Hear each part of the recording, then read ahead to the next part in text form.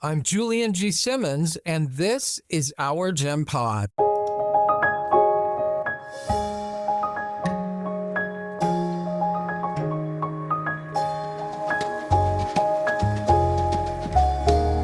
Hello to all of our listeners, and for those of you who are new to our podcast, welcome. We've been away for a while, relying on some of our previous episodes, and we are thrilled at how many of you keep listening to our award-winning podcast. Thanks, guys. Now we're back with a brand new, interesting, and informative conversation we think you'll find extremely relevant. In our popular series on friendship, we have heard from a lot of you about what friendship means to you. I feel like friendship is a commitment. Friendship is something I take for granted a little bit too much. I think it's fair to say that my high school friends saved my life. Those are people that you really need. Somebody you can depend on, you can confide in. Friends like that are just invaluable. Friendship is what unites us. To me, honesty is the most important thing. That's how became that big, deep of a friendship. When you spend time with your friends, they're laughing hysterically, and everybody's kind of joining in and contributing. I can't think of anything better. There's not a word yet for old friends you've just met. I think it's important to have friends who are younger than you. That would help in your time of need, because otherwise down the road, if I'm the last one surviving of my age group, I'm going to be sitting around with the walls to talk to. Sadly, for some of us and for many reasons, our friendships seem to be fading away. A big question for many of us is, what can we do about it? In this episode, we dig into the science of friendship with Dr. Rebecca Adams, a professor at the University of North Carolina, who is one of the country's top researchers on friendship. Dr. Adams specializes in friendship as we age, a perfect fit for Our Gen Pod. She gives us some invaluable insights into how friendship works and some hints for keeping it alive and making new friends. Here is part one of our talk with Dr. Rebecca Adams. Dr. Adams, welcome to Our Gen Pod. Thank you for inviting me. You're welcome. So we are talking about friendship. Let's go way back in time to Aristotle. He was one of the first people to talk about friendship, wasn't he? The importance of it? Yes, a lot of the Greeks talked about friendship. Aristotle talked about mutual caring, intimacy, and shared activity. Basically, those are different aspects of friendship, but there are different types of friendship, aren't there? Well, that depends on who you ask and where you live in the world. In the United States or North America as a whole, friendship is voluntary, and we don't have an institutionalized definition of friendship that everybody accepts. But usually in the United States and Canada, when people talk about who their friends are, they mean people who they like or feel close to or trust or some psychological way feel connected to. It's interesting because they don't mention things like how frequently they see people or what they have in common with them or any of those things. And that's interesting because friendships actually vary in those ways a great deal, and it does affect how much impact they have on us. But when we think of friendship, we think of feeling, closeness, things like that. Oh, but there's also degrees of friendship, like the kind of friends that you would have at work, for example, like the difference between being friendly and having a friendship. Yes, absolutely. Friendship researchers think of kind of a target diagram with the people who are closest to you and then the people who are in the next circle, and then finally on the outside, the people who are just casual friends or acquaintances. But we use the term in this country to refer to all of those. And so when somebody calls someone a friend, you don't necessarily know whether they mean someone who would give their life for them or someone you just depend on interacting with when they happen to be in the same place with you. That's interesting because I never really thought about that, but that is definitely true. So why is that we don't delineate between the types of friendships. And I guess sometimes people say, this person is my good friend, which lets you know that they're more important than someone you would introduce as a friend. But what is the difference between being friendly and having a friend? Well, it might be easiest to frame it in terms of how we make our friends, because in general, we make our friends initially through unplanned, repeated interactions. So when we meet somebody for the first time, we may not know whether they're going to be our friend or not. But if we keep seeing somebody and interact with them enough to find out whether we have anything in common and want to pursue a friendship with them, the next step would be intentionally planning to spend some time with them so that you can talk in private and self-disclose, and then that gets you into that middle circle. Finally, after shared experiences and spending time together, you might get into that inner circle. And once you get more intentional about it, you start feeling closer to the person, feeling a higher degree of solidarity with them, and they're less likely to disappear without you noticing. Oh, yeah, I understand. But you would need to maintain that with plans to see them and spend time with them, whether it's online or face-to-face. You're still being intentional about maintaining the friendship. But because friendships are voluntary in our society, they sometimes can just fade away. And so you have to consciously maintain them, because there's not rules that once you're a friend, you have to stay friends. And the definition's also complicated by the fact that people have different friendship styles and acquire and maintain their friendships in different ways. Some people have a whole bunch of friends, and if one of their friends disappears, is no longer part of their life, it has very little impact, because sometimes people like this will see friends as interchangeable. But then other people, when they say friends, mean just a very few people. And if somebody is sick or gets in a fight with them or whatever and is no longer available as a friendship, they can't replace them easily. Just because you're friendly with someone doesn't mean you're going to be friends as well, correct? In a work situation, for example, you work with people that you're friendly with, but not necessarily people that you want to go have dinner with. Right. It's not that you can't make friends with people at work, but It would require that same intentionality. Hey, why don't we have dinner together sometime and get to know each other? So it's the intentionality that creates the difference, or moves it into a friendship. Or at least allows you the opportunity to become friends with somebody. You can be intentional and not end up as friends, but at least it's the first step. Yeah, because they might not like you, right? Exactly. As you were speaking, I was thinking about in India, there's a caste system. Exactly. And so if you're from an upper caste, for example, it really is taboo to speak to somebody who is from a lower caste. Right. That has improved a little bit, but yes, basically. So is that what you mean, where friendships are more dictated? Exactly, because they're in a caste system. There would be rules about who your friends could be. It wouldn't be totally voluntary. You couldn't choose anyone as your friend. But I want to make it clear that even though we don't have a caste system, we still have structured interactions with people. And so even though I could technically establish a friendship with anyone I wanted to, I'd be unlikely to meet anybody who was completely different than I am. It's kind of like, not so much today, it still exists, but not as much. But years ago, say like in the 60s, it was kind of taboo to have a friend who was, if you were white, who was African American. Exactly. It just wasn't something that was done. It wasn't socially acceptable. Even for people who said, oh, I'm not a racist or anything, and maybe weren't, there was such cultural difference that they wouldn't cross the line. Exactly. I did have African American friends in college, but those were people who ended up at the same college with me. So we ended up in the same social circumstance, and that's how we had the opportunity to become friends. And friendship networks have become more diverse.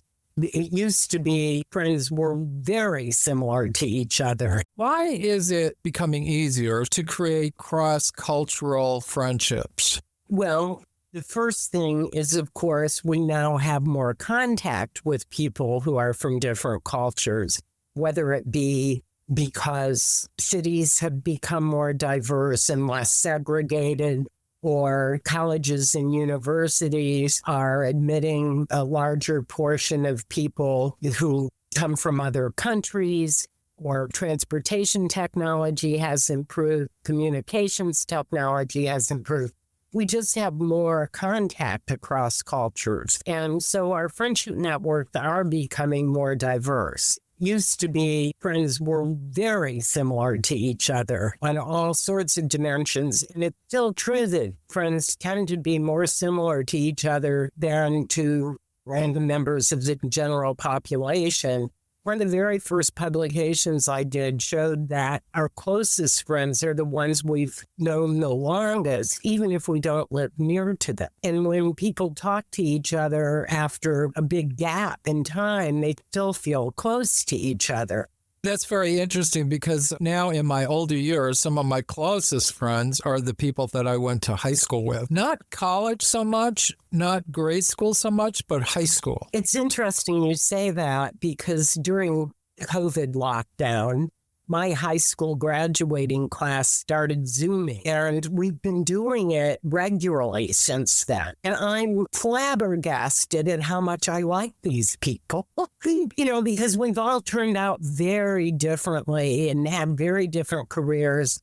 We're on all parts of the political spectrum, and it's actually become my safe zone where I can talk politics with someone whose perspective is very different than mine. I've been a college professor, and you know what our reputation is. Right. One of my old boyfriends became important in the Pentagon. We're all talking to each other still. And that's not something I think would happen if I tried to get together a diverse bunch of current acquaintances. We wouldn't feel as safe. Why do you think that is? Is there something about what happens in those teen years that creates a very special bond that is a glue that keeps us together more so than at any other age? Well, not just in terms of friendship, but in terms of other things about our lifestyles. We get marked very young. When they talk about the different cohorts, like baby boomers and Gen Xers and stuff, the way those cohorts are defined is by having shared experiences at the time they're entering adulthood. And that's what high school is. And I guess I would just call it a historical glue because you go through the same experiences together at the same ages. And so there are certain people that you can't explain to someone who wasn't there with you. Yeah, exactly. My high school friends all knew my parents, for example.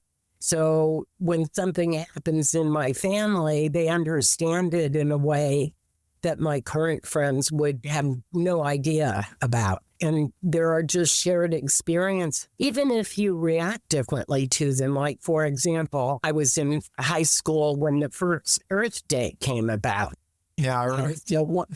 My high school organized for that Earth Day. Now, we've all become different people with different opinions on the environment and sustainability and corporations and everything else. But we all remember that first Earth Day and the energy that went into it. Right. And so it's a topic we can discuss. But those social divisions still exist and still shape who our friendships are. Well, like the great political divide we have right now.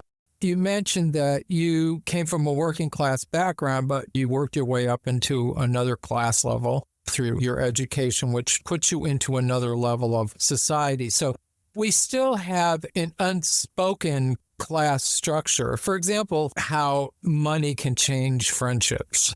Like, what happens when you have two friends who start out basically the same, and one friend becomes very wealthy and the other friend doesn't? And these are people who are really good friends growing up. And all of a sudden, they're in these different social levels, and their friendship dies. Well, there's a couple of parts to what you just said. Okay. First of all, the friends that we have when we're younger, it can have an impact on us in many ways. Another way we think of friendship is as equals, okay? That you have a reciprocal relationship, you participated equally. There's not supposed to be power or authority differences in friendship. It turns out there are differences, but it runs against our definition of friendship to think of them as very unequal. And so when one person has a lot more wealth or power in some way than the other person does, it can make friendship more challenging. If you have a friend who can afford to travel around the world and you don't have the money to do that, it creates a very unequal relationship if you have to depend on that person, especially a confidant that made a difference to your well-being. So you do feel like your friend is abandoning you and you feel no longer part of their life. They sometimes can just fade away. It's not that it's impossible for people to maintain friendships across wealth and status differences, but it just makes it more challenging. And it requires, once again, friendship maintenance. You have to consciously be more attentional. Does that require a certain kind of honesty to it? Because honesty is one of the things that makes friendship last, correct? Right. That's one of those social psychological definitions of friendship I was referencing earlier. Honesty and openness are another one that get mentioned. So what do you think are the barriers that older people face in sustaining friendships or making new ones? From my experience, the biggest barriers I've seen for people are in establishing new friendships or maintaining them is, for example, the loss of a partner or people who've retired and lost their connection to that outside world, or single adults who don't have a spouse or a family, and the more time that goes on, the less they're connected to the world, the harder it becomes for them to make that connection. Well, this is tricky because as we get older, we become more different from each other. We used to think older people became more and more similar to each other. Well, we know that's not true now. And so there are a lot of varieties of aging experiences. And although there are some changes that are age-related and that we can all anticipate to a certain degree, there are other changes that come with age that aren't that common. What are some of those changes? Well, for example, not everybody gets some form of dementia. It's a stereotype of older adults. There are age-related changes with various aspects of the memory, but dementia isn't a natural consequence of aging. Right. And so that's a special case where someone with dementia may not even know the person they're talking to, even if it's someone they were very close to and loved. The percentage of people who do suffer from dementia or Alzheimer's is actually small compared to the actual population. I'm not saying it's not a problem. It definitely is. Both of my parents suffered from it. But older people are dealing with all these stereotypes of who they should be or who they are as seniors or older adults. For example, Ashton Applewhite wrote a book on ageism called This Chair Rocks, and she was on our podcast. And she was talking about internal ageism that happens, where we believe the nonsense that's put out there about who we are and what we're supposed to be at our age.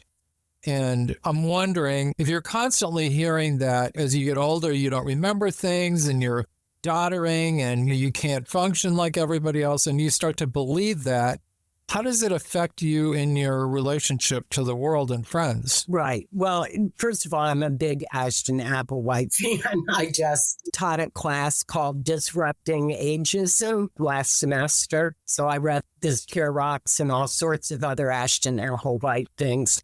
It's called Fear of Your Future Self. If you internalize those ageist expectations, it also can affect your relationship with other people. And this gets back to intentionality. I'm a big believer in not letting those stereotypes affect how I act and what I try to do and what I think I can do. But there are age-related changes. And so I've recently been thinking we walk a very thin line between age sensitivity and recognizing that there are changes that come with age and ages. There's just a very thin line between those things. And I want someone to realize that I have sciatic issues and don't move as quickly, so don't rush me. But I don't want them to think I'm incapable of doing all that I can do. So there's a fine line between ageism and age sensitivity. Yeah, I get it. I like to be really active physically, and I walk a lot. I row, and if something starts bothering me, sometimes I fall into this hole of, oh my God, I'm old and I'm never going to be able to do these things and it's just going to get worse. Well, part of that is true. It is. But I think part of it is putting it in perspective that, yeah, we don't have the bodies we had when we were 20, but we still can function and do almost everything that we'd want to do if we stop telling ourselves we can't. Right. And in terms of friendship, you said you row. I mean, there's an activity that people of different ages would participate in, Right. And a way for you to meet people. And they're not going to look at, oh, you're old. They're going to look at, oh, he can row. Yeah. Do you have any advice for how people who are older can comfortably reach out to younger people to broaden their friendships? Well, it all goes back to what activities you participate in. And if you participate in activities that have age diversity among the participants, then you have a chance to make new friends who are younger. I mean, I'm a good example. I'm a huge consumer of rock and roll. Oh, wow. Okay. Live music. And I participate in one fan culture. I mean, I go to Grateful Dead concerts. There are older people in the audience like me, but the majority of fans are much younger. And we've naturally become friends because I keep seeing them over and over again at the concerts. And over time, I got to know some of them outside of that context. And they become a resource for me because they have more energy and can maybe drive when I think it's too far. And I become a resource for them because I'm an established member of the community who can write references and intervene when there are problems. Mm-hmm.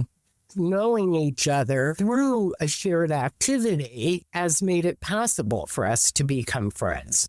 So my advice is, no matter whether you want to increase the diversity of your friendship network or to make new friends who are younger, the thing to do is to find an activity that attracts I know the you kind have of done a lot of people you work would and like to research have as on friends. the Deadheads. And we actually would love to talk to you in another episode about Deadheads and music and that whole culture. But in this case, I just want to ask you, with Deadheads and with the Woodstock years, there was a sense of community, a special sense of community, where often friendships and community seem to go hand in hand. And it's a much more intense kind of emotional relationship with your friends that creates a special bond. So what made those cultural groups so powerful and potent that they still, in some cases, exist today? That is a big enough subject for an entirely additional conversation. But I will say this, that in the case of Deadheads, at least, there was quite a bit of stigma, not just about the assumed lifestyle of Deadheads, but even about the music.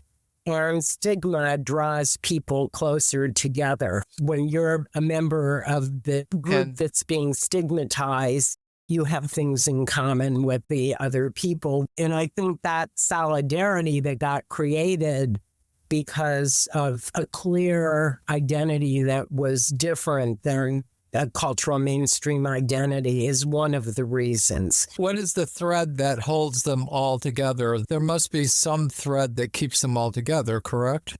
Well, yes. In the case of Deadheads, it's the music and understanding the music as the collective experience, understanding it as more than just something that happens in the show setting, but something that affects the way you approach everyday life. So it's kind of spiritual. Yes, spiritual. Not all Deadheads would call it that, but yes, a collective experience that ties people together. I believe there's a stigma around older people in our society. I don't think they're treated equally or fairly or as fairly as they should be. Is there a way that older people can use that kind of stigma to make new friends? Does that make sense? I'm not sure I'm quite following it.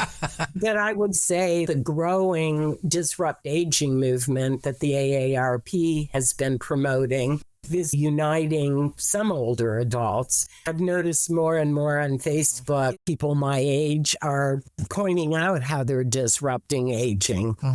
It has two parts. It's not allowing yourself to be limited by your age in any way, but also demonstrating for other people that you aren't limited by your age. Recently, Martha Stewart did the swimsuit issue for Sports Illustrated. Right, I saw that, yeah. And she took a lot of flack for making aging look easy. And I was appalled when I heard people were reacting that way, because Martha Stewart has always made it look easy. Even when she was in prison, she made it look easy, right?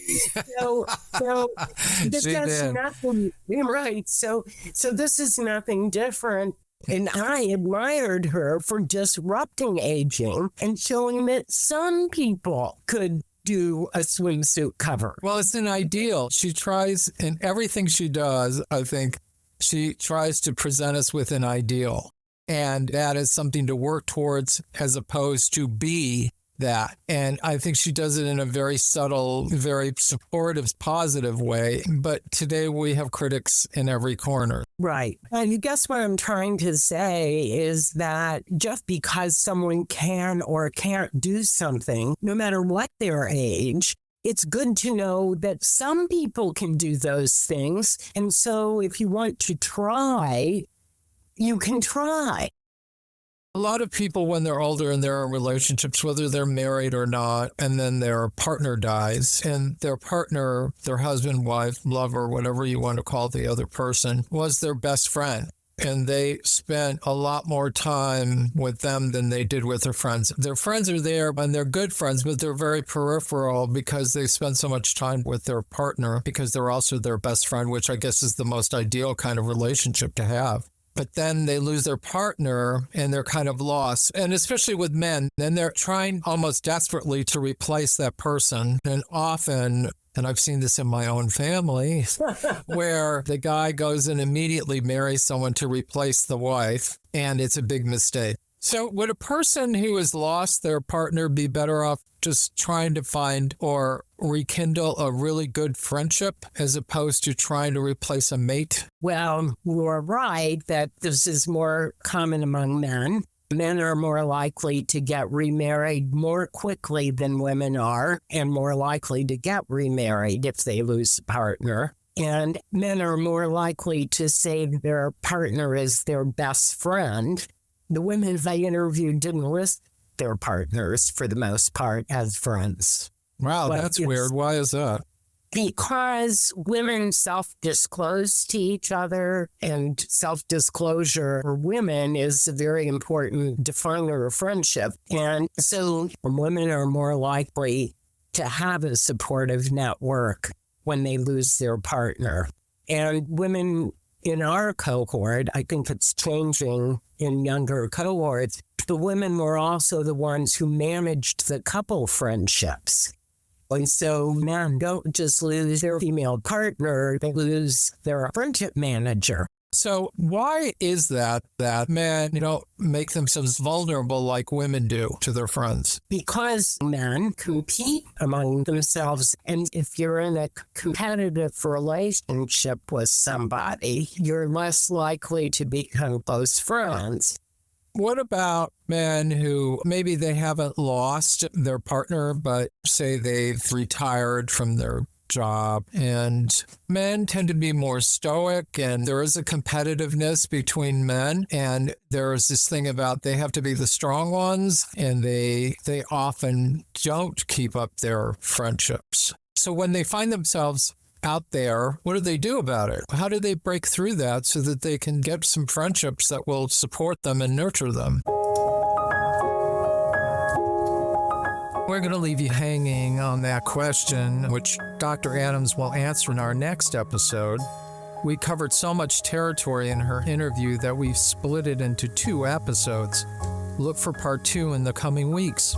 For us personally, Dr. Adams' advice hits home for a number of reasons. We've lost a lot of friends, and that emphasizes how important it is to maintain our friendships, create new friendships, and especially with people that are younger than us, because they're revitalizing in amazing ways, and they also are a way that we can share our knowledge and wisdom with the younger generation, and we can learn a lot from them because things have changed so rapidly. Technology alone, social media, and a lot of those things we're not comfortable with. So it's important to make those friends as we get older to keep our lives fulfilling. So summing this up, we believe friendship is obviously a key to being happy, to a healthy life as we grow older. And we hope Dr. Adams' words on how to create and maintain friendships will resonate with you. Plus, she'll have a great deal more to say about friendship and aging in part 2. So be sure to look for that very soon. We'd also love to hear your thoughts and questions so far. Email me directly at julian@ourgenpod.com. And as always, we could use a little help from our friends to keep this podcast alive. Just click on the donate button on any page on our website, which is ourgenpod.com. That's OURGENPOD.com. Again, please stay tuned for part 2, which will be coming to you very shortly. I'm Julian G. Simmons. Thanks for listening.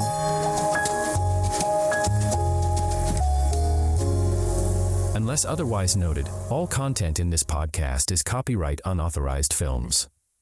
This podcast includes copyrighted material, which has not always been specifically authorized by the copyright owner. This content is used only where it is the specific subject of commentary by us and our guests as part of our effort to advance understanding of issues of social and historical significance.